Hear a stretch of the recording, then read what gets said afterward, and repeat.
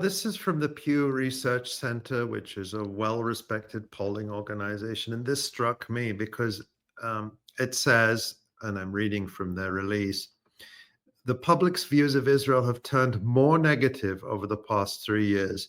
More than half of US adults, 53%, now express an unfavorable opinion of Israel, up from 42% in March 2022, before the Hamas attack of October 7, 2023, and the ensuing Israeli invasion of the Gaza Strip.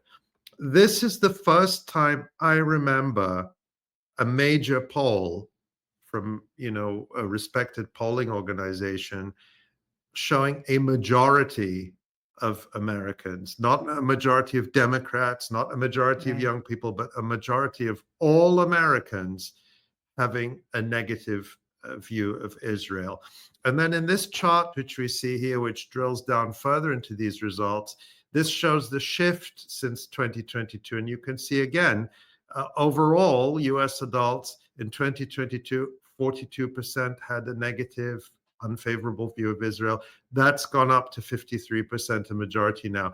But you can see even among Republicans and Republican leaning voters, it's gone from 27% to 37%. Hmm. Among the young, um, and you can see that among young Republicans, so those under aged 18 to 49, it's gone from 35% to 50%. So according to this, 50% of Republican and Republican leaning American adults have a negative view of Israel.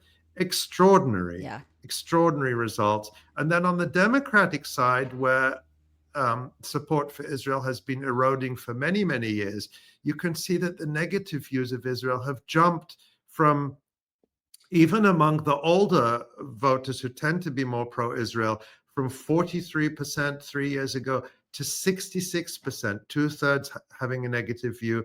And among the younger age group, it surges to 71%. Yeah. And you have to consider that this is in the United States, where the mainstream media has put its whole weight on the scales in favor of Israel and its atrocity propaganda for the last 18 months. And yet, this is where they are. And that, I think, is why we're seeing this draconian censorship, because when the elites lose support for their pet projects and the public is moving away from them, they have to try and beat people. This shifting opinion is the context for that. Yeah.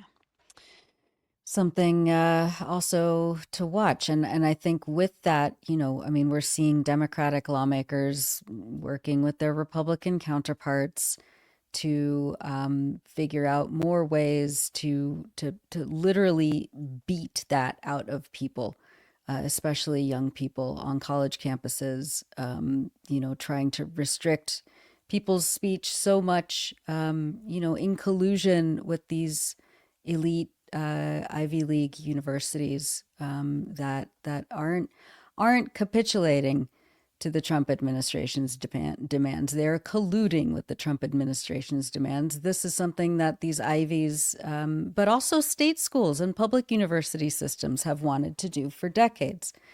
Is they see the rising tide of distaste, to put it mildly, for Israeli policies and the really the normalization of Palestine solidarity activism on college campuses, and the board of trustees and the regents and all of these administrative bodies that look out for the financial well-being of the administrations, want to make sure that their research grants and their partnerships and their corporate underwriting of various departments stays intact, to enrich themselves, not the students, not academic freedom in general, but themselves. And so I think we're just going to see more of this, sadly, but not surprisingly. Yeah, but this shift in opinion has been going on for years, and Absolutely. the Yeah. Israel lobby has thrown billions of dollars at trying to turn it around and have utterly failed. And Yeah.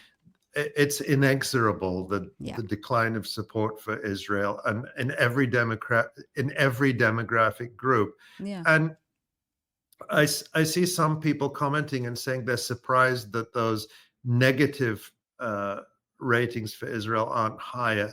I mean, that's pretty high when you talk about Democrats, Yeah. of Democratic leaning people, talking about 71%. And you look at the shift again in the other groups, we're talking now about massive majorities. And I think back a few weeks ago when we had Wafiq Faour and Zoe Janouzi from the Apartheid Free Communities campaign.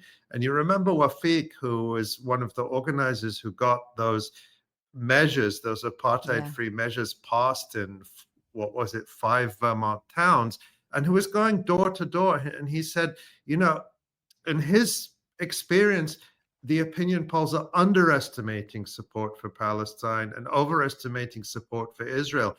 That may be the case. It may be that people are too shy to say it, or the way the pollsters are writing the questions and all of that. But it's clear there's a sea change going on. And I think Yeah. we need to keep that in mind and not be in despair and feel that just because the mainstream media isn't talking about Palestine, that there isn't uh, wide knowledge of Yeah. what's going on and wide disgust at what Israel is doing.